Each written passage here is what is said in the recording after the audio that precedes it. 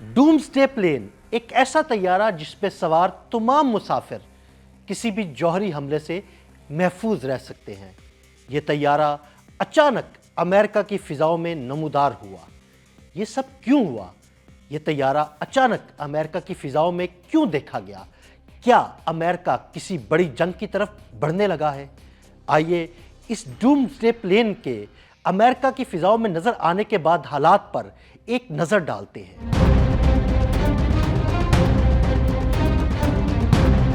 یہ ہے E-48 night watch, جسے دنیا ڈومسڈے پلین یعنی قیامت کا طیارہ بھی کہتی ہے۔ 9 جنوری کو لاس اینجلس انٹرنیشنل ایئرپورٹ پر ہزاروں مسافروں اور درجنوں کمرشل طیاروں کی موجودگی میں اچانک امریکی فوج کا سب سے خفیہ اور طاقتور طیارہ 51 سال بعد پہلی بار ایک عام شہری ہوائی اڈے پر اترا۔ یہ کوئی عام لینڈنگ نہیں تھی، بلکہ ایک خاموش اعلان تھا کہ کچھ بڑا ہونے جا رہا ہے۔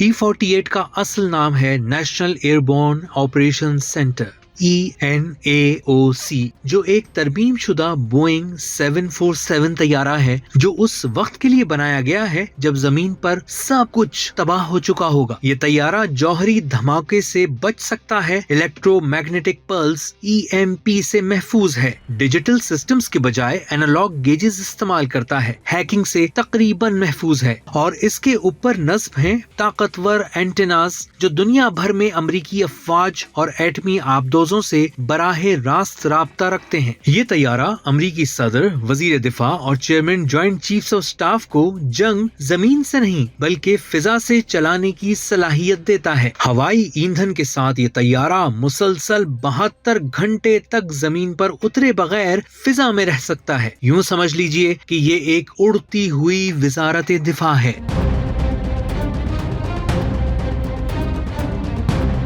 E-48 نائٹ واچ عام طور پر نیبراسکا کی آفٹ ایئر فورس بیس پر رہتا ہے، جو لاس اینجلس سے 2100 کلومیٹر دور ہے۔ تو پھر سوال یہ ہے کہ E-48 لاس اینجلس میں کیوں؟ یہ ایک ایسے وقت پر جب وینزویلا کے صدر نکولس مادورو کی گرفتاری کا بحران چل رہا ہے، گرین لینڈ سے متعلق امریکی عزائم کھل کر سامنے آ چکے ہیں، چین، لاطینی امریکہ اور آرکٹک میں کشیدگی عروج پر ہے، اور سب سے بڑی بات، امریکہ کی جانب سے ایران میں فوجی کارروائی کا آپشن بھی زیر غور ہے۔ تو کیا یہ سب محض اتفاق نہیں تھا؟ لیکن اصل خطرہ یہ نہیں کہ E-48 کہاں اترا، بلکہ اصل خطرہ یہ ہے کہ اس کے آپریشن کے انداز میں تبدیلی آئی یا نہیں۔ ماہرین کے مطابق اگر یہ طیارہ طویل وقت فضا میں چکر لگائے یا اگر یہ دشمن کی حدود سے باہر انتظار کی پوزیشن لے تو یہ اعلیٰ درجے کے بحران کی علامت ہے۔ اس بار صرف ایک طیارہ نظر آیا ہے، لیکن یہ ایک واضح پیغام ہے کہ یہ کسی جنگ کا اعلان نہیں، البتہ اس طیارے کا منظر عام پر آنا